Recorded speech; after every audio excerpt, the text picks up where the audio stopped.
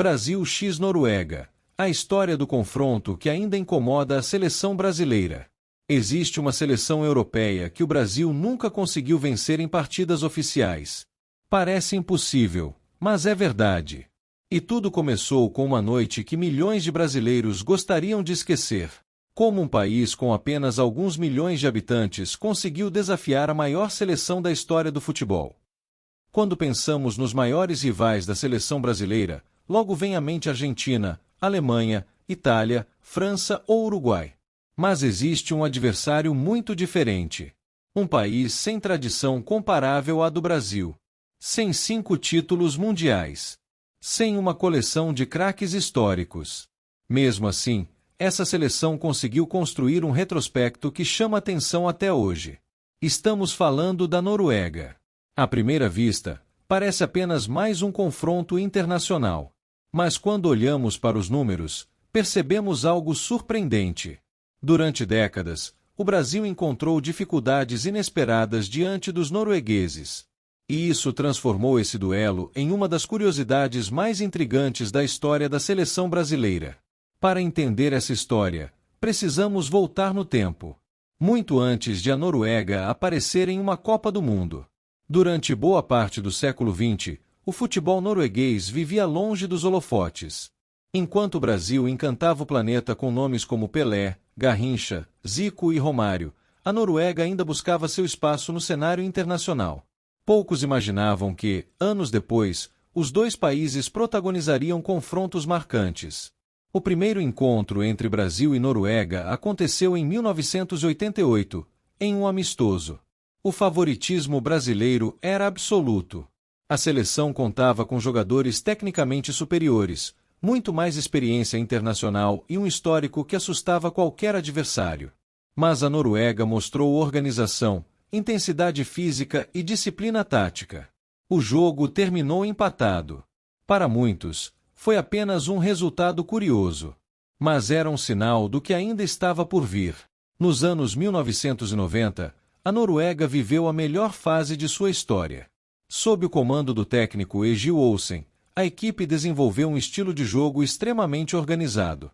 Sem estrelas do nível brasileiro, os noruegueses apostavam em força física, bolas aéreas, marcação intensa e muita disciplina. Era um futebol simples, mas extremamente eficiente. Enquanto isso, o Brasil reunia alguns dos maiores talentos do planeta. Romário, Bebeto, Ronaldo, Rivaldo, Roberto Carlos, Cafu. Nomes capazes de decidir qualquer partida. Mesmo assim, havia algo na Noruega que incomodava a seleção. Os amistosos seguintes confirmaram isso. A equipe europeia continuava competindo de igual para igual. Os brasileiros tinham mais posse de bola, mais técnica, mais criatividade, mas encontravam enormes dificuldades para furar a defesa adversária. Então chegou 1998. A Copa do Mundo da França. O Brasil era o atual campeão mundial e um dos grandes favoritos ao título. Do outro lado estava a Noruega, uma seleção considerada inferior. Pouca gente acreditava que os noruegueses poderiam oferecer resistência. Mas o futebol adora surpreender. Na fase de grupos, Brasil e Noruega se enfrentaram. O Brasil abriu o placar. Tudo parecia caminhar para uma vitória tranquila. Porém, a Noruega não desistiu. Continuou pressionando. Aproveitou os espaços. E conseguiu empatar. Nos minutos finais, um lance mudaria completamente aquela partida. Após um pênalti marcado para os noruegueses, Kjetil Rekdal assumiu a responsabilidade. Milhões de brasileiros prenderam a respiração. A cobrança entrou. Noruega 2. Brasil 1. Era uma das maiores zebras daquela Copa do Mundo. Apesar da derrota, o Brasil já estava classificado e seguiu até a final, onde acabaria derrotado pela França. Mesmo assim, aquele resultado ficou marcado, porque mostrou que nem sempre a camisa pesa mais que a organização. Enquanto o Brasil possuía jogadores extraordinários, a Noruega provou que estratégia, disciplina e confiança também vencem partidas. Depois daquele Mundial, os confrontos continuaram. Em amistosos realizados nos anos seguintes, o equilíbrio permaneceu. O Brasil criava mais oportunidades. Controlava a posse de bola. Mas novamente encontrava dificuldades para transformar superioridade técnica em vitórias. Esse retrospecto curioso passou a chamar a atenção da imprensa internacional. Como a maior seleção da história tinha tanta dificuldade contra a Noruega? A resposta talvez esteja no estilo de jogo. Historicamente, seleções brasileiras sempre se destacaram pela criatividade, pelo improviso, pela habilidade individual. Já a Noruega apostava exatamente no oposto: organização, força física, disciplina tática, compactação defensiva. Era um confronto de estilos, arte contra eficiência. E, em vários momentos, a eficiência falou mais alto. Mas será que isso significa que a Noruega foi melhor que o Brasil? De forma alguma. Quando analisamos a história das duas seleções, a diferença é gigantesca. O Brasil é o único país presente em todas as edições da Copa do Mundo. É o maior campeão mundial. Revelou alguns dos maiores jogadores da história: Pelé, Garrincha, Romário, Ronaldo, Ronaldinho, Kaká, Neymar e tantos outros. A Noruega, por outro lado, teve participações muito mais discretas em mundiais. Nunca levantou a taça. Nunca chegou às fases decisivas da competição. Seu maior mérito foi justamente competir de igual para igual contra seleções muito mais tradicionais. E isso merece reconhecimento. Agora chegamos ao presente. A seleção brasileira passa por uma renovação. Novos talentos surgem. Jogadores experientes dividem espaço com uma geração promissora. A expectativa pelo Hexa continua enorme.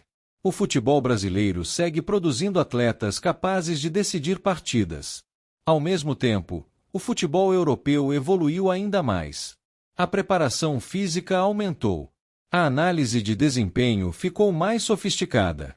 As diferenças entre as seleções diminuíram. Hoje, qualquer descuido pode ser fatal. Foi exatamente isso que a Noruega ensinou ao Brasil ao longo da história. Nunca existe adversário fácil.